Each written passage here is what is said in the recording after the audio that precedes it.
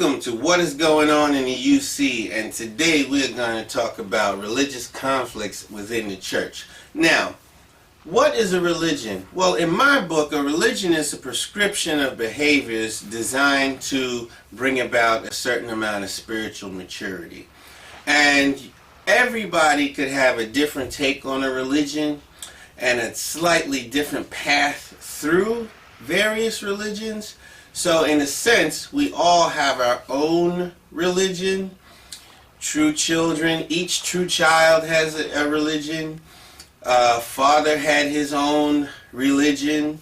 You've got people that want to sort of taste test different religions. You've got church members whose religion seems to be unificationism. You got hardcore members whose religion was fundraising in vans. You've got hardcore members whose religion was walking up to people on the street with clipboards. Okay, but we know that there are so many ways to attain spiritual growth and maturity. I mean, for example, Noah did not get in a van and sell wind chimes or laser prints or anything like that, yet he was able to create a foundation of faith. If there's 7 billion people on the planet, there's in a sense 7 billion different religions.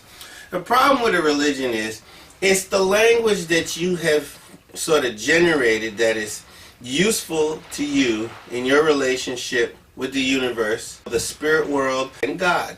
You have your own language and you have your own agreements and your own understanding with your supportive spirit world and with God. You have your own agreements.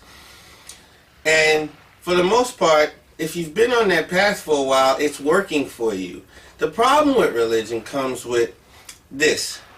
When you assume that your own path is the only path, when you assume that the language that you've honed in your relationship with God is the only way to hear from God, the only way to understand God, and it becomes a weapon that you use against other human beings who may be non-religious or maybe of a different religion or a different understanding. Now, truth would not be truth if all these religions didn't have something in common.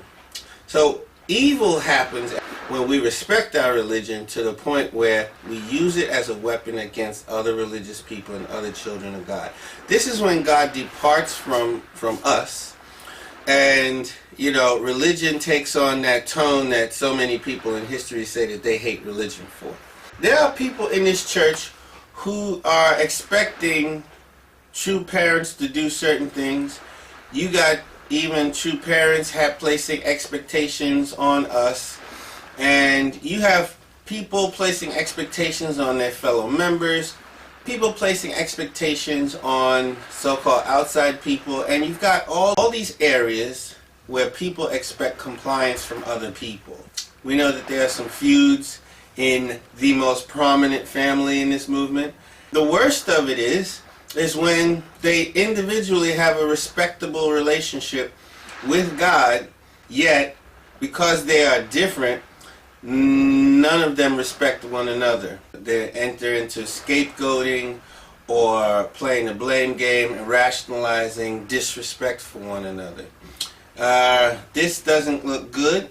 It's not good, but it is a challenge that we all face. At some point, when the religion serves you personally very well, it's almost as if you could really fall in love with the religion itself. You could really fall in love with the system that's been working for you. But no matter how much it's been working for you, no matter how valuable you feel that it is not more valuable than human beings. So this is why, even though Jesus was right, he was willing to lay down his life, because he felt that human beings were much more important. He made a gesture of laying down his life for his brethren, as he says, knowing full well that he had the right to lay it down and the right to pick it up. As he said, I lay down my life for the brethren, I can pick it up whenever I want. And my Father loves me for that. So he knew that he had this choice to go to the cross. And for him, he made a choice to go to the cross just as a gesture of love. It's a pretty bleak and gruesome gesture, but that's what he did.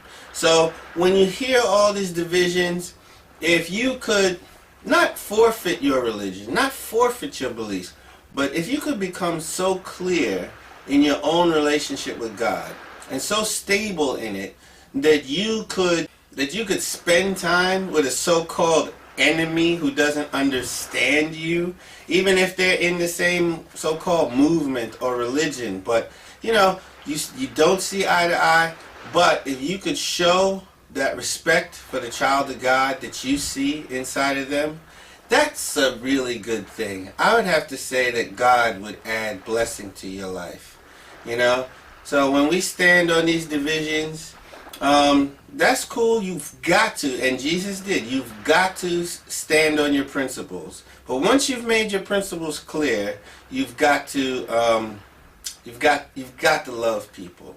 And you've got to learn to love people that don't yet see the value of the path that you've been walking. The fact that they don't see it, don't let that stop you from showing the respect, the absolute respect for human beings that you should. Talk to you later. Bye.